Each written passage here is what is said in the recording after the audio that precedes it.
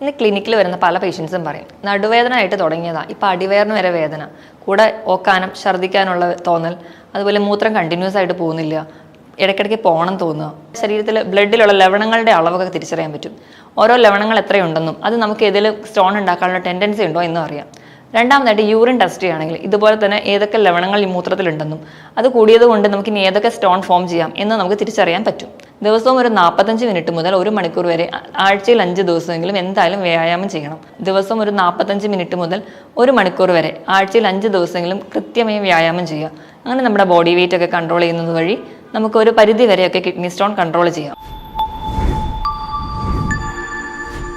Hi, ഞാൻ doctor പ്രിയ, Q1 health കെയറിലെ homeopathic ഫിസിഷ്യനാണ്. ഇന്ന് ക്ലിനിക്കിൽ വരുന്ന പല പേഷ്യൻസും പറയും നടുവേദന ആയിട്ട് തുടങ്ങിയതാണ്, ഇപ്പോൾ അടിവയറിന് വരെ വേദന, കൂടെ ഓക്കാനം, ഛർദ്ദിക്കാനുള്ള തോന്നൽ, അതുപോലെ മൂത്രം കണ്ടിന്യൂസ് ആയിട്ട് പോകുന്നില്ല, ഇടയ്ക്കിടയ്ക്ക് പോകണം തോന്നുക. ഇതൊക്കെ ഒരു പരിധി വരെ കിഡ്നി സ്റ്റോണും ഉണ്ടാവാം. ഇന്ന് നമുക്ക് ഈ വിഷയത്തെക്കുറിച്ച് സംസാരിക്കാം. കിഡ്നി സ്റ്റോൺ അഥവാ മൂത്രക്കല്ല്. എങ്ങനെയാണ് മൂത്രത്തിൽ കല്ലുണ്ടാവുന്നത് നോക്കാം. നമ്മൾ കഴിക്കുന്ന ഭക്ഷണത്തിലൂടെ ലവണങ്ങൾ നമ്മുടെ ശരീരത്തിലെത്തുന്നു. ലവണങ്ങൾ എന്ന് പറയുമ്പോൾ കാൽസ്യം, പൊട്ടാസ്യം, സോഡിയം, മഗ്നീഷ്യം തുടങ്ങിയവ. ഇവ നമ്മുടെ ശരീരത്തിലെത്തുകയും ശരീരത്തിന് വേണ്ട ഫങ്ഷൻസ് ഒക്കെ ചെയ്ത് ബാക്കിയുള്ളത് കിഡ്നിയിലെത്തി മൂത്രം വഴി പുറന്തള്ളുന്നു. ചില ജീവിതശൈലികൾ കൊണ്ട് ഈ ലവണങ്ങൾ നമ്മുടെ കിഡ്നിയിൽ അടിയുന്നു. ഇവ ചേർന്ന് ഒരു ക്രിസ്റ്റൽ ഉണ്ടാവുന്നു. ക്രിസ്റ്റലുകൾ ചേർന്ന് കല്ല് രൂപപ്പെടുന്നു. ഇങ്ങനെയാണ് മൂത്രത്തിൽ കല്ലുകൾ ഉണ്ടാവുന്നത്. ഇത് ഒരു മണൽത്തരിയുടെ വലുപ്പം മുതൽ ടെന്നീസ് ബോളിന്റെ സൈസ് വരെ ആവാം. കൂടുതലായും പുരുഷന്മാരിലാണ് കാണുന്നത്. എന്തുകൊണ്ടൊക്കെ മൂത്രത്തിൽ കല്ലുണ്ടാവുന്നു എന്ന് നോക്കാം. ഒന്നാമത്തെയും പ്രധാനപ്പെട്ട കാരണവും വെള്ളം കുടിക്കുന്നതിൻ്റെ അളവ് കുറയുമ്പോൾ ശരീരത്തിലെ ജലാംശം കുറയുന്നത് വഴി. രണ്ടാമതായിട്ട് തെറ്റായ ഭക്ഷണ രീതി, നാരടങ്ങിയ ഭക്ഷണങ്ങൾ കഴിക്കുന്നത് കുറയുമ്പോഴും റെഡ് മീറ്റുകൾ കൂടുതലായി കഴിക്കുന്നതും സോഫ്റ്റ് ഡ്രിങ്ക്സും അതുപോലെ സ്പൈസി ഫുഡുകൾ കൂടുതലായി കഴിക്കുന്നത് വഴി നമുക്ക് ലവണങ്ങളുടെ അളവ് ശരീരത്തിൽ കൂടാം. ഇതുപോലെ തന്നെ വ്യായാമക്കുറവ്, അതുവഴി അമിതവണ്ണം ഉണ്ടാവാം. കിടപ്പ് രോഗികളിൽ, ഇടയ്ക്കിടയ്ക്ക് യൂറിനറി ഇൻഫെക്ഷൻ വരുന്നവരിൽ, ചില ഗ്ലാൻഡുകളുടെ പ്രശ്നം കൊണ്ട് വരാം. പാരാതൈറോയ്ഡ് ഗ്ലാൻഡിൻ്റെ പ്രശ്നങ്ങൾ കൊണ്ട് കാണാം. അതുപോലെ ഗൗട്ടുള്ളവരിൽ, ചില മരുന്നുകൾ കഴിക്കുന്നവരിൽ, ചില ഡയൂററ്റിക്സ് കഴിക്കുന്നവരിൽ, പുകവലി, മദ്യപാനമുള്ളവരിൽ, ഇവരിലൊക്കെ നമുക്ക്, അതുപോലെ ഗൗട്ടുള്ളവരിലും നമുക്ക് കിഡ്നി സ്റ്റോൺ ഉണ്ടാവുന്നതായി കാണാം. പലതരത്തിലുള്ള കിഡ്നി സ്റ്റോൺ ഉണ്ട്. ഏതൊക്കെയാണെന്ന് നോക്കാം. ഒന്നാമത്തേത് കാൽസ്യം സ്റ്റോൺ. ഇതാണ് ഏറ്റവും കൂടുതലായി കാണുന്നത്. 70 മുതൽ 80% വരെ കാൽസ്യം സ്റ്റോണുകളാണ്. ഇത് യൂറിൻ്റെ അസിഡിറ്റി മൂലം ഉണ്ടാവുന്നതാണ്. രണ്ടാമത്തേതാണ് സ്റ്റുവൈറ്റ് സ്റ്റോൺ. സ്റ്റുവൈറ്റ് സ്റ്റോൺ എന്ന് പറയുമ്പോൾ മാഗ്നീഷ്യം, അമോണിയ, ഫോസ്ഫേറ്റ് തുടങ്ങിയ ലവണങ്ങളുടെ പ്രസൻസ് മൂലം ഉണ്ടാവുന്നതാണ്. ഇത് 10 മുതൽ 15% വരെ മാത്രമേ കാണാറുള്ളൂ.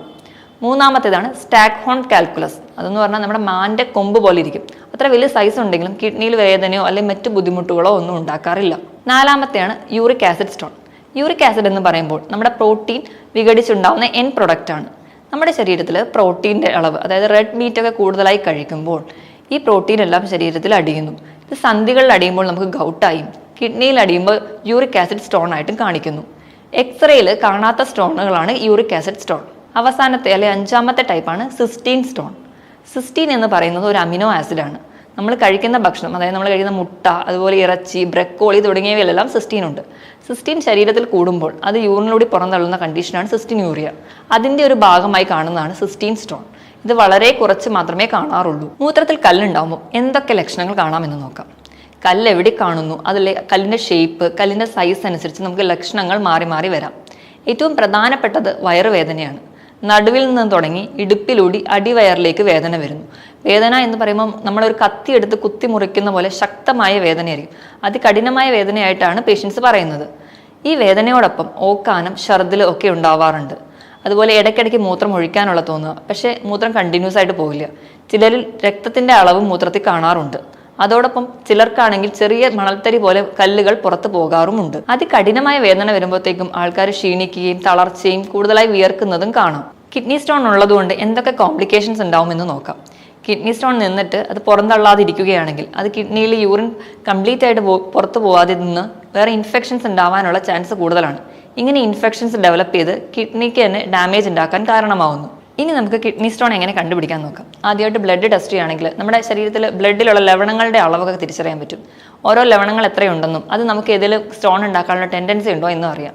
രണ്ടാമതായിട്ട് യൂറിൻ ടെസ്റ്റ് ചെയ്യുകയാണെങ്കിൽ ഇതുപോലെ തന്നെ ഏതൊക്കെ ലവണങ്ങൾ ഈ മൂത്രത്തിലുണ്ടെന്നും അത് കൂടിയത് കൊണ്ട് നമുക്ക് ഇനി ഏതൊക്കെ സ്റ്റോൺ ഫോം ചെയ്യാം എന്ന് നമുക്ക് തിരിച്ചറിയാൻ പറ്റും. മൂന്നാമതായിട്ട് USS അബ്ഡോമൻ, വയറിൻ്റെ സ്കാൻ അറിയുന്നത് വഴി നമുക്ക് കിഡ്നിയിലെ സ്റ്റോൺ എവിടെയാണ്, അതിൻ്റെ വലുപ്പം എത്രയാണ്, അത് ഇപ്പം എന്തെങ്കിലും ഓർഗനെ ബ്ലോക്ക് ചെയ്യുന്നുണ്ടോ എന്നൊക്കെ തിരിച്ചറിയാം. ഇതിനോടൊപ്പം തന്നെ CT സ്കാൻ ചെയ്യുന്നത് വഴി 3D പിക്ചർ കിട്ടും. കല്ല് എവിടെയാണ്, കല്ല് എന്തെങ്കിലും ബ്ലോക്ക് ഉണ്ടാക്കുന്നുണ്ടോ, കല്ലിൻ്റെ സൈസ് എത്രയാണ് എന്നൊക്കെ, കോംപ്ലിക്കേഷൻസ് ഒക്കെ ഉണ്ടാവാം എന്നൊക്കെ നമുക്ക് തിരിച്ചറിയാം. അതുപോലെ തന്നെ ഇൻട്രാവീനസ് യൂറോഗ്രാം എന്നൊരു ടെസ്റ്റ് ചെയ്യുന്നുണ്ട്. അത് നമ്മുടെ കിഡ്നിയുടെ ഫംഗ്ഷൻ എന്താണ്, എന്തെങ്കിലും കുഴപ്പമുണ്ടോ എന്നൊക്കെ തിരിച്ചറിയാൻ വേണ്ടിയാണ് ചെയ്യുന്നത്. കിഡ്നി സ്റ്റോൺ നമുക്ക് ഈസി ആയിട്ട് എങ്ങനെ മാനേജ് ചെയ്യാമെന്ന് നോക്കാം. ആദ്യം നമുക്ക് ഫുഡിൽ എന്തൊക്കെ മാറ്റം വരുത്തണമെന്ന് നോക്കാം. ഫുഡ് കഴിക്കുമ്പോൾ എല്ലാവരും കിഡ്നി സ്റ്റോൺ ഉണ്ടെന്ന് കേൾക്കുമ്പോഴേ പാലുൽപ്പന്നങ്ങളും പൂർണ്ണമായി നിർത്തും. അത് തെറ്റായ ഒരു ധാരണയാണ്. കാൽസ്യം നമ്മുടെ ശരീരത്തിന് ആവശ്യമാണ്. അതുപോലെ തന്നെ ഓക്സലേറ്റ് കല്ലുകൾ ഫോം ചെയ്താൽ കാൽസ്യമാണ് അത് നീക്കുന്നത്. അതുകൊണ്ട് കാൽസ്യം അല്ല കല്ലായിട്ട് അടിയുന്നത്, പകരം ഓക്സലേറ്റുകളാണ് കല്ല് ഫോം ചെയ്യുന്നത്. ഈ ഓക്സലേറ്റുകളെ നീക്കം ചെയ്യുന്നതാണ് കാൽസ്യം. അതുകൊണ്ട് നമ്മുടെ ശരീരത്തിന് കാൽസ്യം അത്യാവശ്യമാണ്. ഒരിക്കലും കാൽസ്യം അല്ല കല്ലായിട്ട് ഫോം ചെയ്യുന്നതെന്ന് നമ്മൾ ഓർത്തിരിക്കണം. നമ്മുടെ ഭക്ഷണത്തിൽ ഓക്സലേറ്റുകളുടെ അളവ് കുറയ്ക്കണം. ഓക്സലേറ്റുകൾ കാണുന്നത് കടും പച്ച നിറത്തിലുള്ള പച്ചക്കറികളാണ്. മെയിൻലി ഇലക്കറികൾ, അതുപോലെ നട്ട്സ്, നിലക്കടല തുടങ്ങിയവയിലൊക്കെ ഓക്സലേറ്റുകൾ ഉണ്ട്. ഇനി നമ്മൾ യൂറിക് ആസിഡ് കല്ലുകളാണ് കൂടുതലെങ്കിൽ അത് കുറയ്ക്കാൻ വേണ്ടിയിട്ട് റെഡ് മീറ്റ് പൂർണ്ണമായും ഒഴിവാക്കുക. അതിനോടൊപ്പം റെഡ് മീറ്റ് എന്ന് പറയുമ്പോൾ പോത്തിറച്ചി, ആടിറച്ചി, താറാവിറച്ചി ഇത് പൂർണ്ണമായും ഒഴിവാക്കുക. ഇതിനോടൊപ്പം തന്നെ ഈസ്റ്റ് അടങ്ങിയ ഭക്ഷണം, നമ്മുടെ വീട്ടിലുണ്ടാക്കുന്ന വെള്ളയപ്പം, അതുപോലെ ബ്രെഡ്, കേക്ക് തുടങ്ങിയവയിലൊക്കെ ഈസ്റ്റ് ഉണ്ട്, അത് പൂർണ്ണമായും ഒഴിവാക്കുക. അതിനോടൊപ്പം തന്നെ മദ്യപാനവും പുകവലിയും പൂർണ്ണമായും നിർത്തണം. സോഫ്റ്റ് ഡ്രിങ്ക്സും പ്രോസസ്ഡ് ഫുഡും പൂർണ്ണമായും ഒഴിവാക്കുക. എണ്ണയിൽ വറുത്തതും പൊരിച്ചതുമായ ഭക്ഷണങ്ങളും ഒഴിവാക്കേണ്ടതാണ്. ഇനി നമുക്ക് എന്തൊക്കെ കഴിക്കാമെന്ന് നോക്കാം.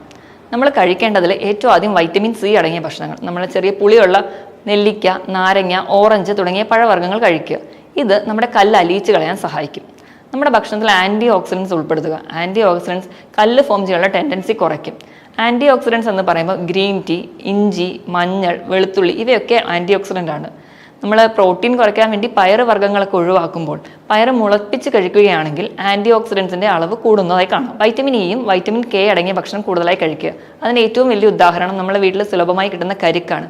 അത് മൂത്രത്തിൽ കല്ലിന് നല്ലൊരു മരുന്നാണ്. ഭക്ഷണത്തിൽ വരുത്തുന്ന മാറ്റത്തിനോടൊപ്പം തന്നെയാണ് നമ്മൾ കുടിക്കുന്ന വെള്ളത്തിൻ്റെ അളവും. 12 മുതൽ 14 ഗ്ലാസ് വരെ, ഏകദേശം 3 ലിറ്ററോളം വെള്ളം ദിവസവും കുടിക്കണം. വെള്ളം കുടിക്കുന്നതിനനുസരിച്ച് തന്നെ മൂത്രം പാസ് ചെയ്യുന്നുണ്ടെന്ന് ഉറപ്പുവരുത്തണം.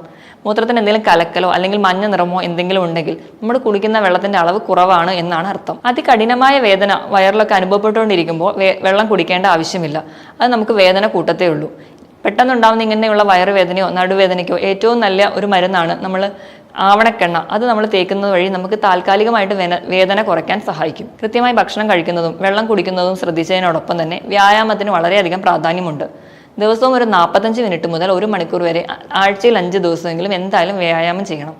അതുവഴി നമുക്ക് നമ്മുടെ ബോഡി വെയിറ്റ് കൺട്രോൾ ചെയ്യാൻ പറ്റും. ബോഡി വെയിറ്റ് കൂടുന്നതും നമ്മുടെ കിഡ്നി സ്റ്റോണിന് ഒരു കാരണമാണല്ലോ. അപ്പോൾ നമ്മൾ കൃത്യമായിട്ട് വ്യായാമം ചെയ്യണം. ദിവസം ഒരു 45 മിനിറ്റ് മുതൽ 1 മണിക്കൂർ വരെ ആഴ്ചയിൽ 5 ദിവസമെങ്കിലും കൃത്യമായി വ്യായാമം ചെയ്യുക. അങ്ങനെ നമ്മുടെ ബോഡി വെയിറ്റ് ഒക്കെ കൺട്രോൾ ചെയ്യുന്നത് വഴി നമുക്ക് ഒരു പരിധി വരെയൊക്കെ കിഡ്നി സ്റ്റോൺ കൺട്രോൾ ചെയ്യാം. ഭക്ഷണം കൃത്യമായി കഴിക്കുന്നത് വഴിയും വെള്ളം കൃത്യമായി കുടിക്കുന്നുണ്ടെന്ന് ഉറപ്പുവരുത്തുന്നതിനോടൊപ്പം കൃത്യമായി വ്യായാമം ചെയ്യുന്നത് വഴി നമുക്ക് കിഡ്നി സ്റ്റോണും അതിൻ്റെ ബുദ്ധിമുട്ടുകളും കൺട്രോൾ ചെയ്യാവുന്നതേ ഉള്ളൂ.